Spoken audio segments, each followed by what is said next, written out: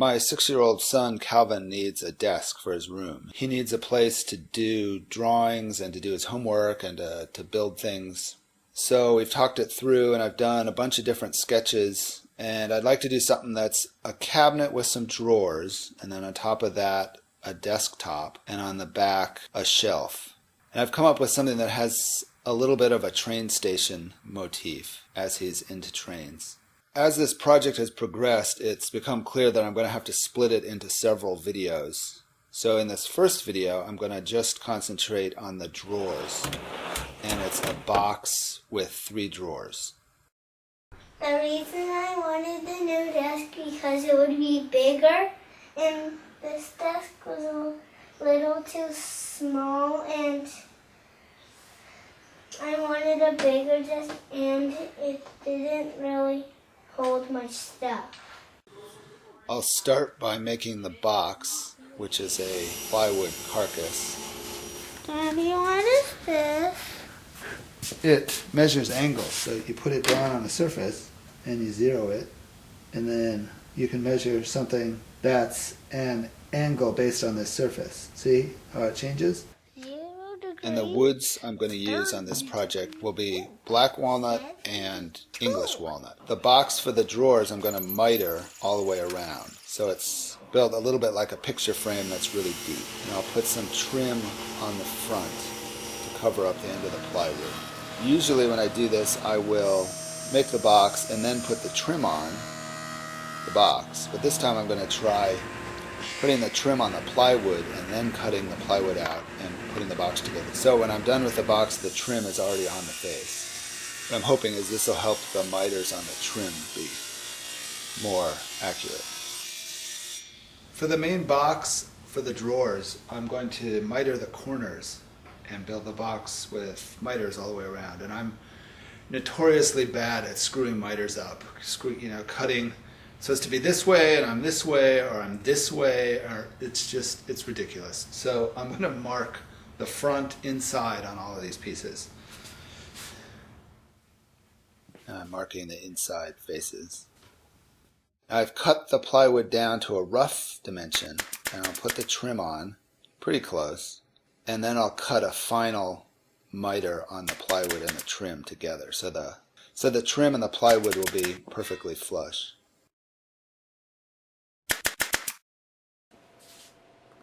Don't forget to close your glue. On my final pass, I tried using masking tape on the upper edge of the plywood to try and help the chip out, and it worked fairly well. I still got a little bit of a raggedy edge, but I think it's small enough it'll be fine. To do the miters, I'd like to put biscuits in the joint. This helps it align when I'm putting it together and also holds it together. So I'll mark where all the biscuits go and cut all the biscuit slots. I've learned to always dry fit the entire thing because you never know how it's going to go together before I do any glue. I realized just before I was going to glue it that I need a little rabbet on the back to take the back panel on the box for the drawers. So I cut that. Now I can glue up the box. This is always a mad rush to get it done before the glue sets up too much, but it worked okay.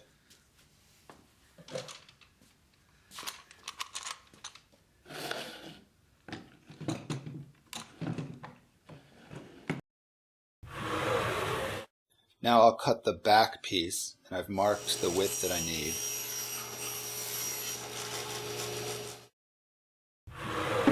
And I have a panel jig that I like to use that gives me a very square cut. I can get an exact 90-degree cut with this. So I'll cut the length down on the back panel piece. And then a little glue and a few nails will hold that in place. And because it's very square, it'll help hold the box square as well.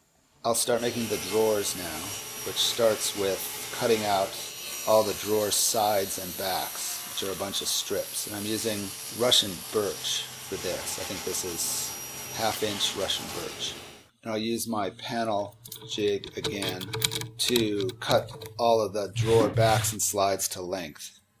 I'll use a stop so the lengths are all exactly the same.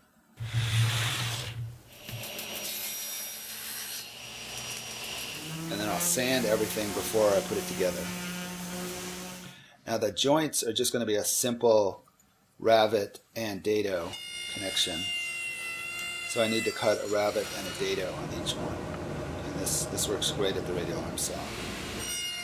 Once I get the stop set up, it goes really quickly. And I need to run a long dado in the bottom of the drawer sides and backs to make a space for the drawer bottom to fit into. So I'll switch out my regular blade to the dado blade in the table saw, and we'll set the fence at the right distance and just cut all of the dados for the drawer bottoms. Now I'll cut out the drawer bottoms, which are, this is a piece of 1/4 inch Russian birch. And I'll sand those before I put them together. Now I'll assemble the 3 drawers, which all went about the same. And I got to use my new mallet. They went together easily. I used pin nails at the corners just to hold the joints together while the glue dried. On these drawers I'm going to use slides. So I'll attach the slide to the drawers. The part of the slide that goes in the cabinet, I like to make a quick jig to hold those in place. It's sort of like a story stick for the slides. So once it's in place, I can just put the slide on the little shelf and just screw it into place, and it's in exactly the right spot. And I can use it on both sides, and both sides are then exactly level. Now I'll make the drawer faces, which I'm going to make out of a piece of English walnut. And I need to joint it and face joint it, and then plane it down to a thickness equal to the piece of Purple Heart that I used to set the depth for the drawer slides. So the faces will be flush with the trim on the outside of the box. And I'll use my panel jig again to get the drawer faces to the right width and to be perfectly square. I need 2 pieces that are about 12 inches wide. And the lower drawer will get a piece that's almost 12 inches tall, and then the upper drawer will be cut from the second 12-inch piece into 2 pieces of about 5 inches plus tall.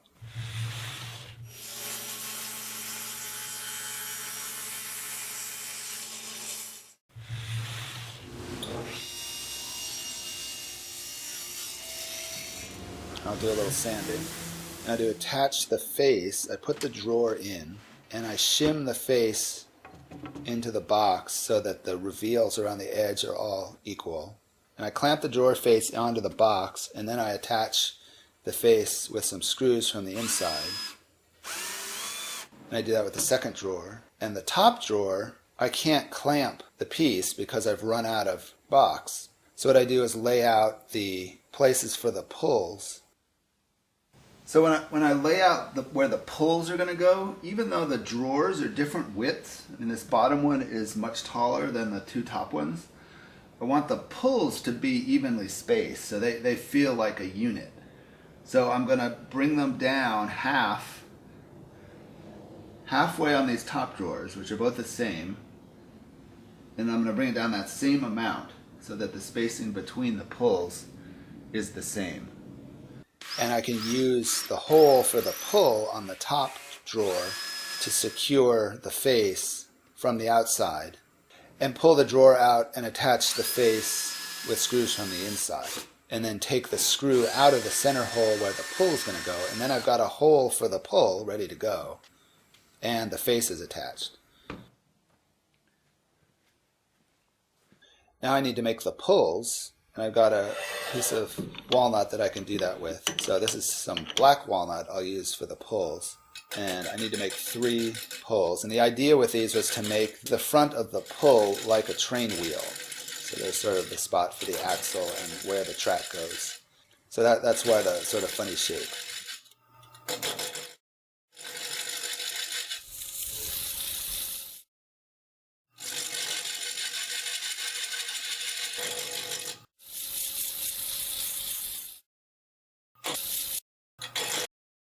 And I'll drill the holes to where they'll attach to the drawer. And then the pulls make their journey over to the drawers.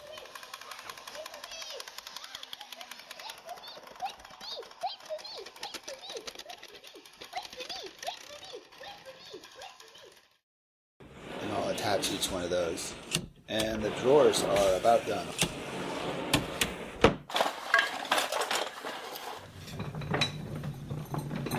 So the next video are the legs, which are turning out very interesting.